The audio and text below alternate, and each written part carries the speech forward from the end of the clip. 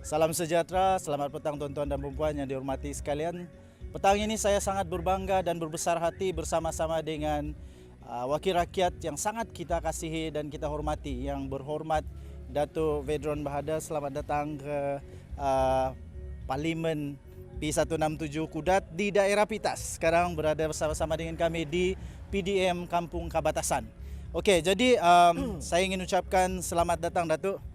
Terima kasih. Baik, saya ada beberapa soalan kepada Datuk berkenaan dengan keadaan semasa di P167 Kudat ini Datuk. Jadi agaknya saya boleh bertanya kepada Datuk tentang beberapa perkara yang penting untuk rakyat di daerah Pitas secara khususnya mengetahui tentang perkembangan terkini daerah Pitas. Jadi pertama soalan saya Datuk. Apakah perancangan pembangunan ekonomi, pendidikan dan kesihatan untuk Parlimen P167 Kudat khususnya daerah Pitas? Oke, soalan ini agak menyeluruh sebenarnya.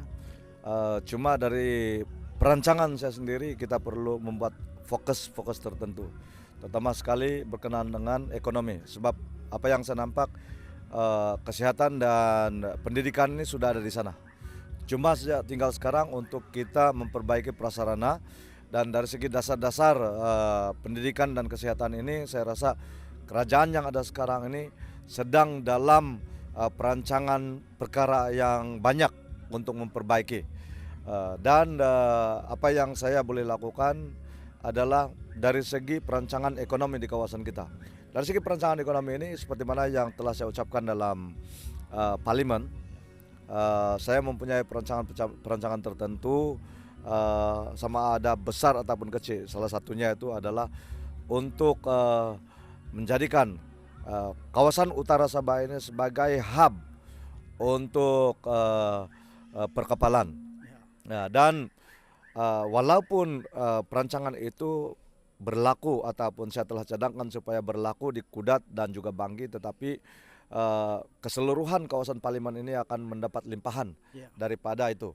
Dan perkara-perkara yang paling asas kita perlu usahakan adalah berkenaan dengan peningkatan ekonomi penduduk kampung, terutama sekali dari segi pertanian.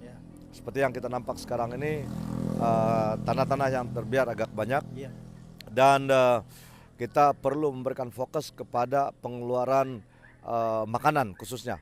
Sebab yang saya nampak ketika ini mungkin kita mempunyai masalah, terutama sekali kemungkinan akan berlaku krisis makanan dan sebagainya. Ya, kita nampak apa yang berlaku di luar negara. India telah menghentikan ekspor beras misalnya. Jadi sekarang seluruh dunia bergantung kepada dua negara. Pengeluar beras terbesar Thailand dan juga Vietnam. Dan sekiranya kita tidak boleh mengeluarkan bahan makanan sendiri, maka akhirnya dia akan menjurus kepada bukan sahaja masalah ekonomi, tetapi juga menjurus kepada masalah krisis makanan itu sendiri. Jadi hiliran dia ini ataupun upstreaming industri, apa yang saya kata tadi berkenaan dengan industri makanan ini sebenarnya satu, kalau kita boleh memperhebatkan industri makanan terutamanya di kawasan Utara Sabah ini, itu akan memberikan kelebihan dari segi ekonomi kepada penduduk dan juga kepada negara sebagai sumber bekalan makanan kepada negara kita. Ya. Jadi perancangan itu memang sudah ada, cuma saya tidak boleh nyatakan secara terperinci disebabkan oleh saya juga tengah berhubung dengan kementerian-kementerian tertentu, terutama sekali di peringkat daerah, untuk menjalankan kegiatan-kegiatan untuk merancangkan ekonomi, aktiviti ekonomi ini melalui dasar-dasar kerajaan yang ada, peruntukan-peruntukan kerajaan yang ada. Ya, tapi ini yang kita tengah usahakan. Ya, dan saya harap juga supaya mana-mana kawasan yang kita kenal pasti, misalnya mungkin kita perkenalkan penanaman bahan makanan tertentu itu untuk memberikan kerjasama, dan masyarakat kita di Utara Sabah ini akan memberikan komitmen yang terbaik.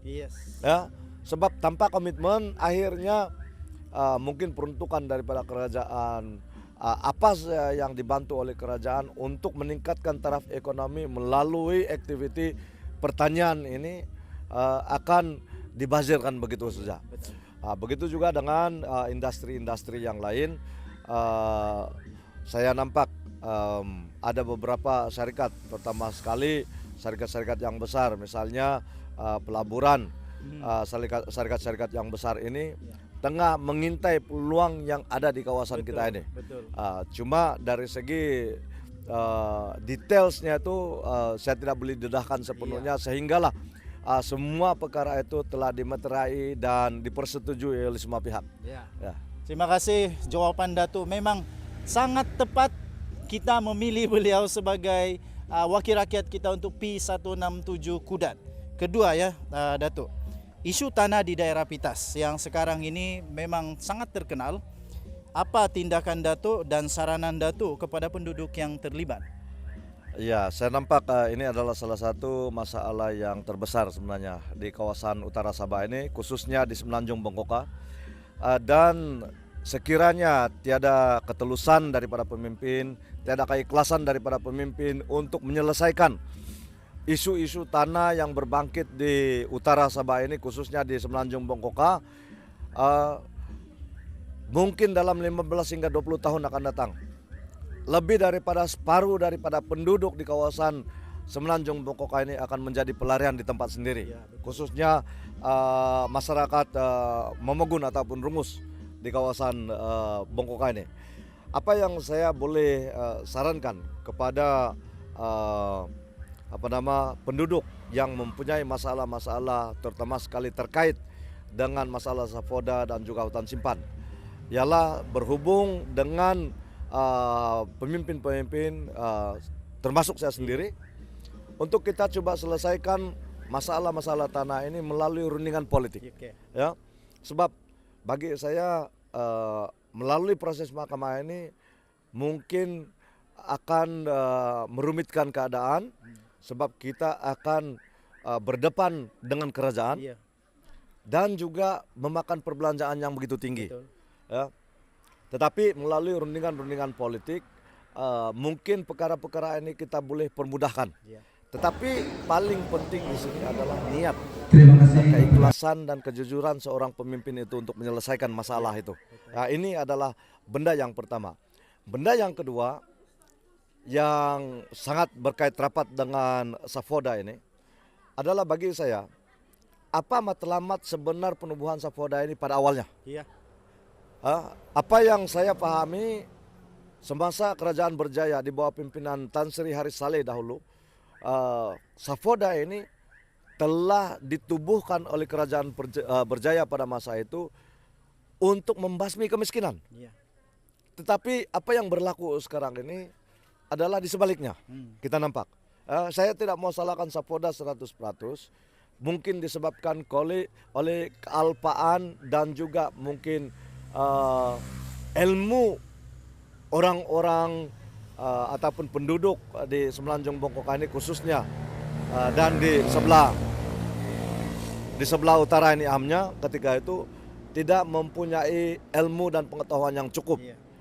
Di masa akan datang 20 tahun 30 tahun akan datang, mereka tidak mempunyai hak lagi ke atas tanah-tanah ini, sebab mereka telah diyakinkan oleh pihak kerajaan ketika itu bahwa safoda ini adalah satu perancangan kerajaan untuk membasmi kemiskinan.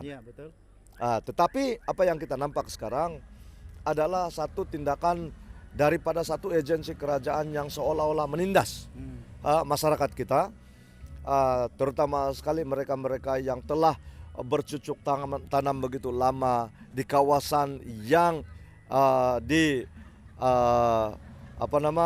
dikatakan milik safoda, dan sehingga kan notis pengusiran dan sebagainya dikeluarkan.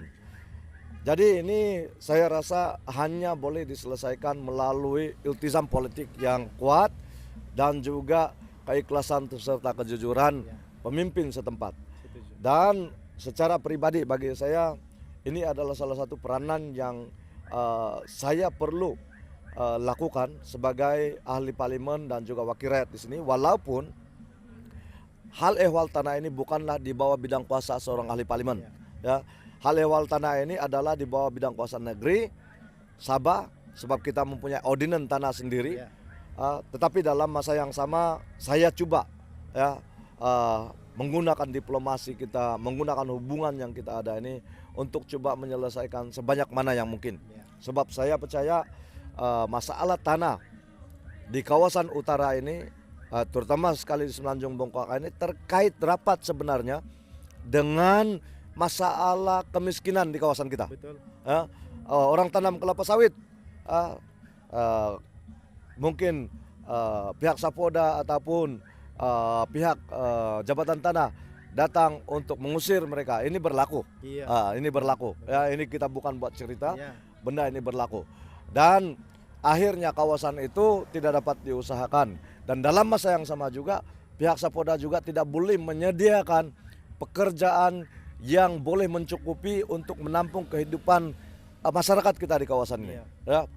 Jadi saya harap supaya harapan saya sebagai seorang wakil rakyat di kawasan Parlemen Kudat ini, supaya pemimpin-pemimpin di pihak atasan, mungkin ketua menteri yang ada, untuk mempertimbangkan supaya kawasan-kawasan yang tidak dapat diusahakan sehingga sekarang oleh Sapoda diberikan kepada penduduk kampung untuk diusahakan dan diberikan geran, dan sekiranya alasan-alasan stigma yang dilemparkan kepada penduduk kampung selama ini adalah dikatakan kalau tanah-tanah diberikan kepada penduduk kampung, tanah-tanah ini akan dijual kepada orang luar. Ini stigma yang dicipta selama ini.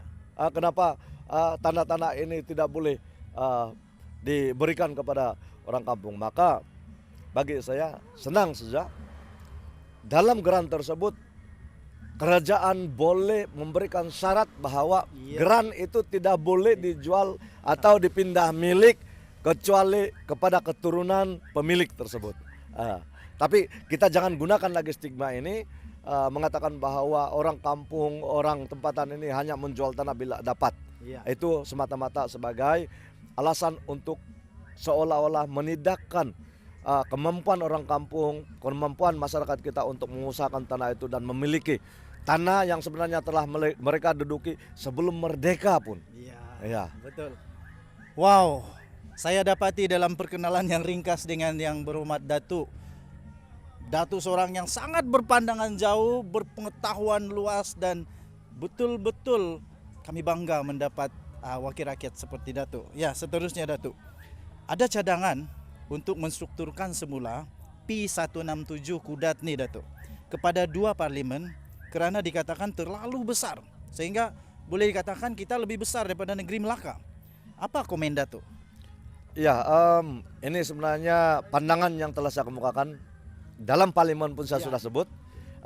Saya kata dalam parlimen kalau kawasan Kudat ini, parlimen Kudat ini dikumpul tanahnya dan diletak di Melaka, Melaka akan hilang. Oke. Pada persidangan parlimen bulan Jun yang lalu, sebenarnya saya telah kemukakan satu usul di dalam parlimen untuk penambahan kursi parlimen kepada negeri Sabah dan Sarawak.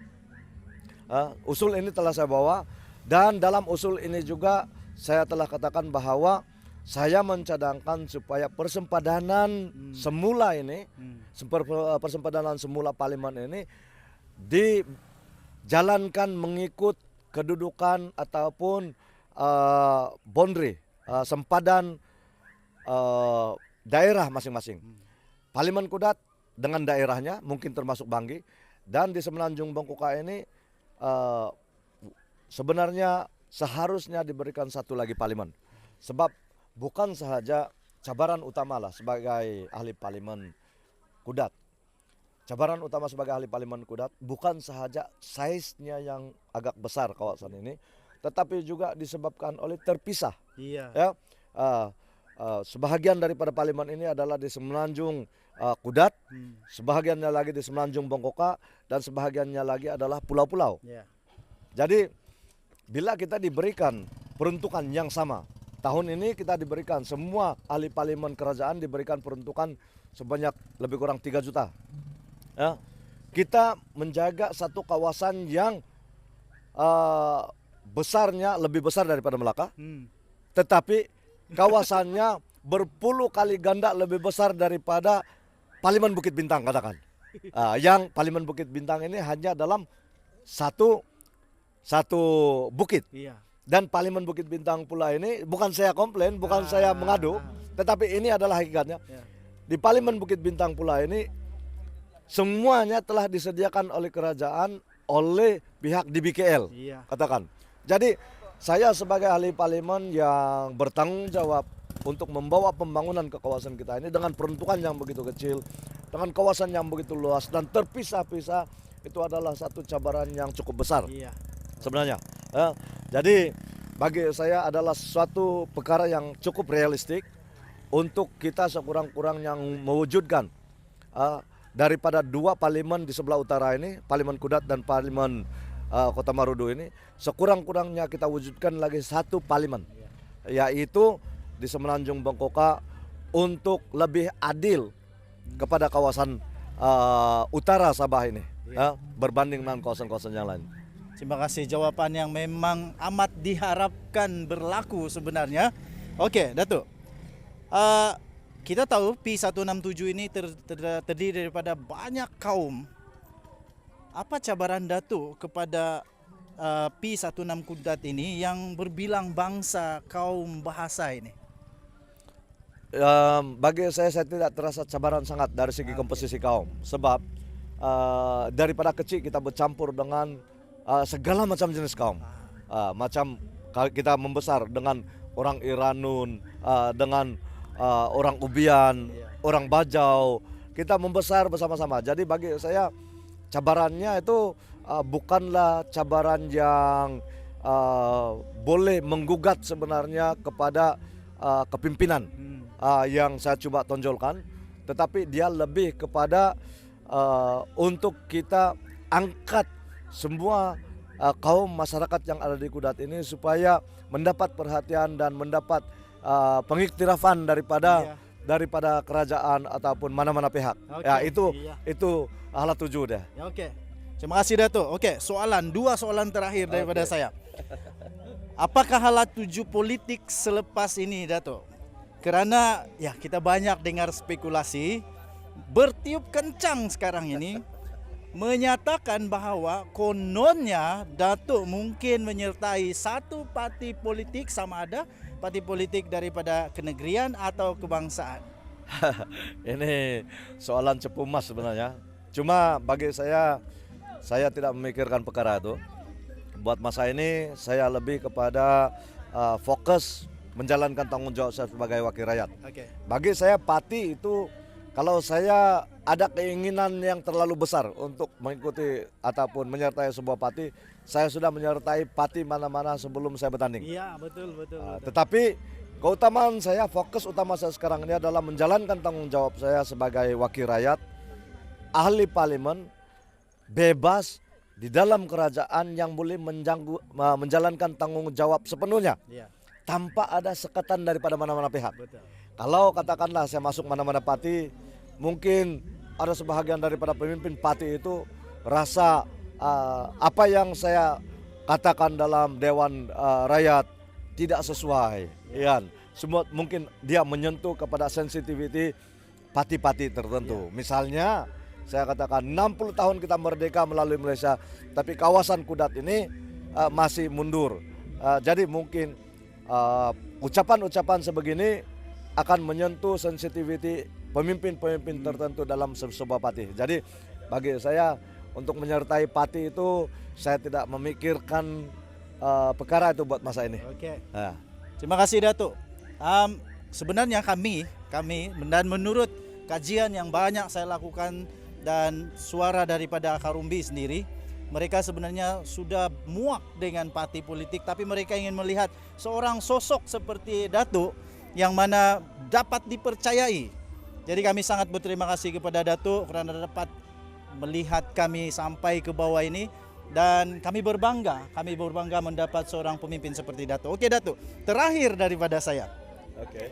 Sekiranya andai esok pilihan raya umum atau pilihan raya negeri, sekiranya esok PRU atau PRN dalam 15 patah perkataan saja, kenapa kami perlu undi Datuk? 15 patah perkataan.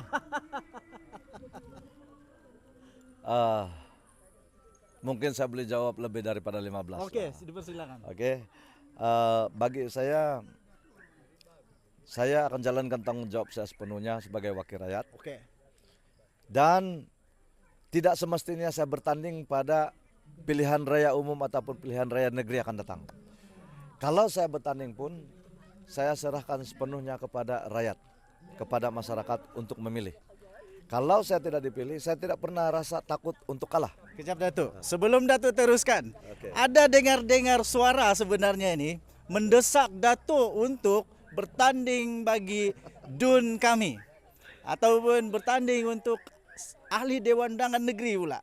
Jadi kami gembira sekiranya Datuk boleh bertanding sebagai adun pula ketika lepas ini. Apa komen Datuk pula? Oke, sebenarnya ramai yang ajukan soalan ini. Ya. Bukan setakat soalan sebenarnya, tetapi cadangan kepada Oke. saya. Tetapi bagi saya apa yang saya perlu buat adalah pertama saya kena jalankan tanggung jawab saya sebagai ahli parlimen dahulu. Ya. Ya, pilihan raya negeri yang paling dekat 2025. Jadi masih ada masa untuk masyarakat kita buat penilaian. Betul. Oke, kalaupun saya mau bertanding, tetapi itu merupakan pilihan kepada rakyat. Dan saya juga mempunyai pilihan saya sendiri. Kalau saya rasa saya tidak boleh angkat dua jawatan dalam satu masa, maka saya tidak keperluan untuk bertanding dalam pilihan raya negeri ataupun dalam DUN. Cuma kekangan yang saya ada sekarang, itu sebab saya kata tadi, saya tidak boleh jawab dalam 15 perkataan. Kekangan yang saya ada sekarang ini adalah suara saya yang saya ingin bawa di dalam kerajaan negeri, terutama sekali di Dewan Undangan Negeri ini, sangat sukar untuk saya sampaikan. Sebab kebanyakan agensi-agensi sama ada pelaksanaan, pembangunan, ataupun termasuk hal ehwal tanah ini adalah di bawah bidang kuasa negeri. Iya. Dan kekangan terbesar saya adalah saya tidak mempunyai suara di dalam Dewan Undangan Negeri untuk mengemukakan apa-apa permasalahan sama ada berkait rapat dengan agensi pelaksana ataupun masalah-masalah tanah dan sebagainya. Iya. Sebab kalau dalam parlimen saya bawa masalah tanah, Perdana Menteri ataupun siapa saja menteri akan kata ini semua masalah kerajaan negeri. Oke. Jadi saya hanya boleh buat bising lah. Oke. Tapi tidak akan dapat satu penjelasan daripada parlimen sekiranya terkait dengan bidang kuasa kerajaan negeri. Oke. Terima kasih. Kalau kami paksa kami rakyat di P167 Kudat, terutamanya untuk sama ada N1 Banggi atau N2 Pitas atau N3 Bengkoka, adanya pemaksaan berlaku supaya Datuk bertanding. Ya atau tidak? Pendek saja. Ya atau tidak?